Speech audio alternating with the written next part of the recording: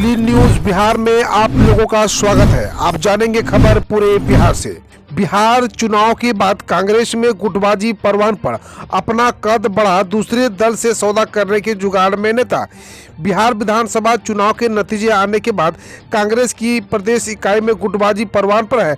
खास बात यह है कि इस बार काबू पाने में प्रदेश नेतृत्व भी खुद सक्षम नहीं रहा। चुनाव परिणाम आने के बाद से ही राज्य के ही कई नेता कांग्रेस को इस बात के लिए दोषी ठहराते रहे हैं कि उसी के वजह से महागठबंधन बहुमत से दूर रहा और प्रदेश में उसकी सरकार नहीं बन पाई। इसके बावजूद कांग्रेस में न तो संगठन के स्तर पर मजबूती लाने की कोशिश की जा रही है और न ही उसके अंदर पनप रही विक्षुब्ध गतिविधियों और असंतोष को सुरों को शांत किया जा सका है।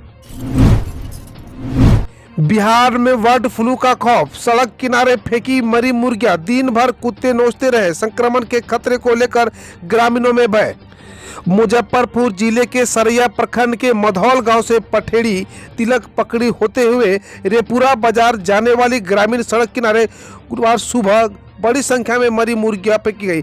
इससे इलाके में सनसनी फैल गई। बीजेपी जेडीयू के शीर्ष नेताओं के बीच मंथन, जाने क्या है सियासी मायने। बिहार में नीतीश कुमार के नेतृत्व वाली सरकार के कैबिनेट विस्तार मकर संक्रांति के बाद संभावित है। मंत्रिमंडल विस्तार और विधान परिषद के लिए सीटों पर बंटवारे की चर्चा के बीच गुरुवार को जेडीयू और बीजेपी के शीर्ष नेताओं के बीच दो अहम बैठक हुई। पहली बैठक बीजेपी के बिहार प्रभारी भूपेंद्र सिंह यादव और जेडीयू अध्यक्ष आरपी सिंह के बीच हुई, जबकि दूसरी बैठक बीजेपी नेताओं की मुख्यमंत्री नीतीश कुमार के साथ हुई। शिवसेना का नीतीश कुमार पर हमला, बिहार में कोरोना से ज्यादा खतरनाक क्राइम के आंकड़े।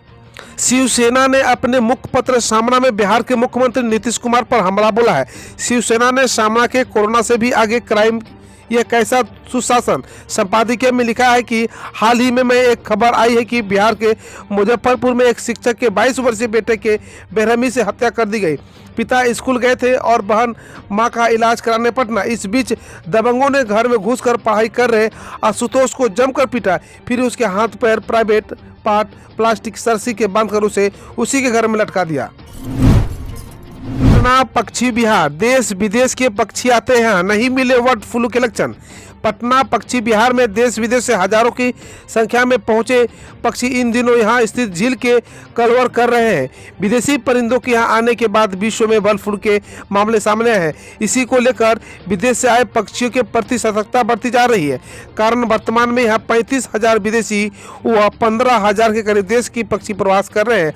हालांकि अभी तक की जाँच के पड़ताल में किसी भी पक्षी में बर्ड फ्लू के लक्षण नहीं मिले हैं। रितेश पांडे के भोजपुरी सॉन्ग पटना हिलेला का धमाका करोड़ों बार देखा गया। भोजपुरी के सुपरस्टार दिनेश पांडे के गीतों का जलवा बरकरार है। इस समय रितेश पांडे के गीतों की चर्चा यूपी बिहार के साथ साथ पूरे हिंदुस्तान में है। बिहार के रहने वाले रितेश पांडे का सिंगिंग करियर इन दिनों बुलंदियों पर है। पिछले एक दशक से ये गाने गाकर संगीत प्रेमियों का खूब मनोरंजन कर रहे हैं। वे तेजी से कामयाबी और पॉपुलरिटी की बुलंदियां छूते चले आ रहे हैं। इसी बीच सुन के एक पुराने गाने का वीडियो सोशल मीडिया पर वायरल हो रहा है।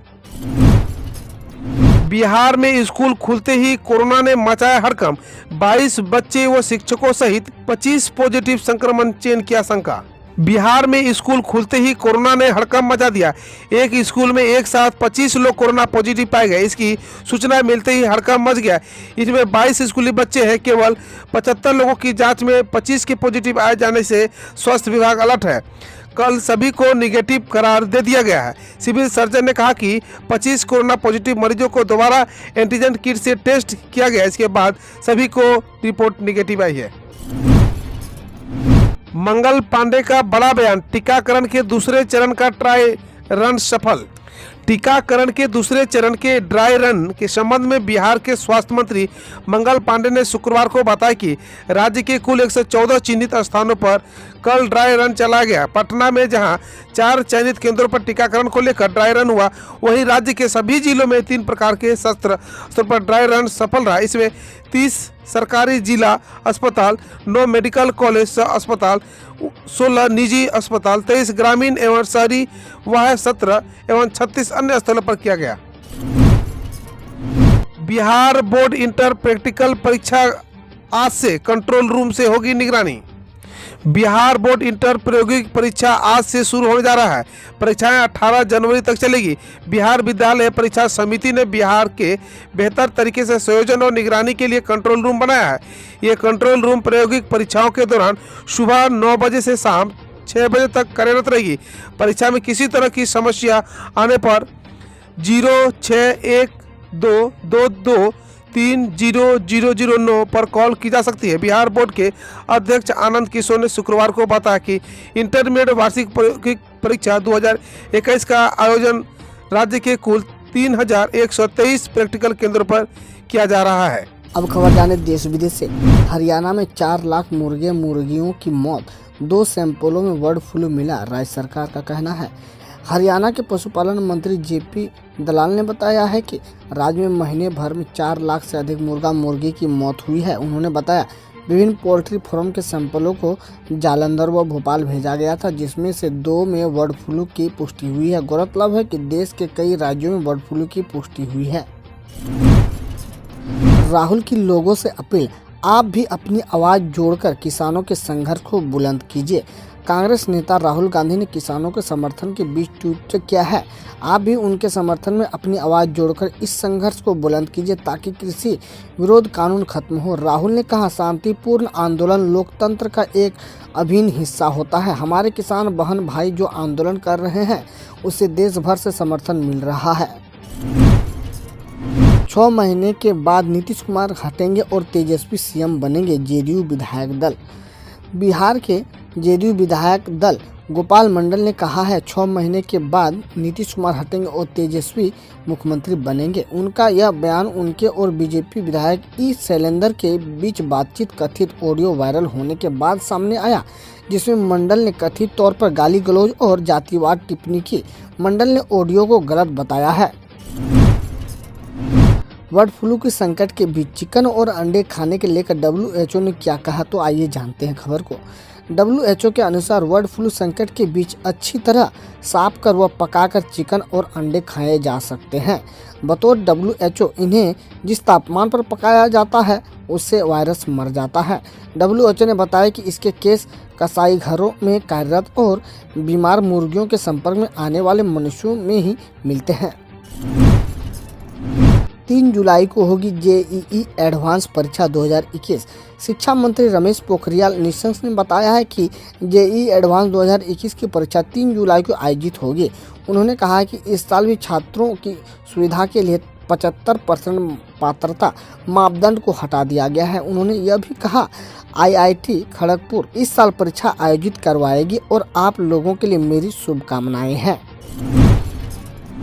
चोरों के सिर मुड़वाने के बाद उनके कपड़े उतारकर निकाली गई परेड। मुंबई में 15 लोगों पर केस दर्ज। कादम्बली में 2 कथित चोरों के सिर मुड़वाने के बाद उतारे कपड़े उनके परेड निकालने के मामले में पुलिस ने 15 लोगों पर केस दर्ज किया है। कादम्बली पुलिस स्टेशन ने एक अधिकारी ने कहा, हम उन्हें गिरफ्तार करेंगे जिन्होंने कानून को अपने हाथ में लिया। बकौल अधिकारी स्थानीय लोगों को कथित चोरों को पुलिस को सौंपना चाहिए था। भारत के सबसे बड़े पोल्ट्री उत्पादक के शेयरों में इस हफ्ते आई 10% की गिरावट। मध्य प्रदेश, राजस्थान, हिमाचल प्रदेश, केरल, हरियाणा और गुजरात में बर्ड फ्लू की पुष्टि के बीच देश के सबसे बड़े पोल्ट्री उत्पादक केविज इंडिया के शेयरों में इस सप्ताह 10% की गिरावट आई है। बकौल केविज 2019-20 में उसकी कुल कमाई में पोल्ट्री बिक्री की हिस्सेदारी करीब 50% रही थी। वहीं केरल ने मुर्गी बत्तखों को मारने का आदेश दिया है। किसान आंदोलन खत्म करने का हमारे पास फॉर्मूला नहीं, सरकार संग वार्ता से पहले राकेश टिकैत बोले। कृषि कानून को लेकर किसानों और सरकारों के बीच होने वाली वार्ता से पहले शुक्रवार को किसान नेता राकेश टिकैत ने कहा है कि किसान आंदोलन खत्म करने की जिम्मेदारी केवल सरकार पर है और उनके पास कोई फॉर्मूला नहीं है। टिकैत ने कहा, कानून की वापसी, MSP पर कानून और स्वामीनाथन आयोग की रिपोर्ट के बिना बात नहीं बनेगी। TMC सांसद ने बाबुल सुप्रियो को भेजा मानहानि नोटिस, केंद्रीय मंत्री ने दी प्रतिक्रिया। ममता बनर्जी के भतीजे और TMC सांसद अभिषेक बनर्जी द्वारा मानहानि का कानूनी नोटिस भेजे जाने पर केंद्रीय मंत्री बाबुल सुप्रियो ने कहा 10 सालों से बंगाल में जो लूट चल रही है उसके लिए उन्होंने जनता से माफी मांगनी चाहिए। दरअसल बाबुल सुप्रियो ने अभिषेक बनर्जी पर रेत व कोयले की तस्करी से काली कमाई करने का आरोप लगाया था। उत्तराखंड में हाई स्पीड ट्रायल के दौरान ट्रेन से कटकर 4 लोगों की हुई मौत, कुछ लोग घायल हो चुके हैं। उत्तराखंड में लक्सर हरिद्वार रेलवे लाइन पर गुरुवार को डबल ट्रैक पर हाई स्पीड ट्रायल के दौरान ट्रेन की चपेट में आकर 4 लोगों की कटकर मौत हो गई, जबकि कुछ लोग घायल हो गए हैं। एडिशनल एसपी मनोज कत्याल ने बताया है कि मृतकों की पहचान नहीं हो पाई है। मुख्यमंत्री त्रिवेंद्र सिंह रावत ने मजिस्ट्रेट जांच की निर्देश दिए हैं। हम रोज ऐसे ही न्यूज लाते रहेंगे, तो यदि आपने अभी तक क्लीन न्यूज को सब्सक्राइब नहीं किया है तो पहले फटाफट सब्सक्राइब कर लें, साथ ही बेल आइकन को दबा दें ताकि हम कोई सामना अपडेट के मिस ना हो। संपादक में उनकी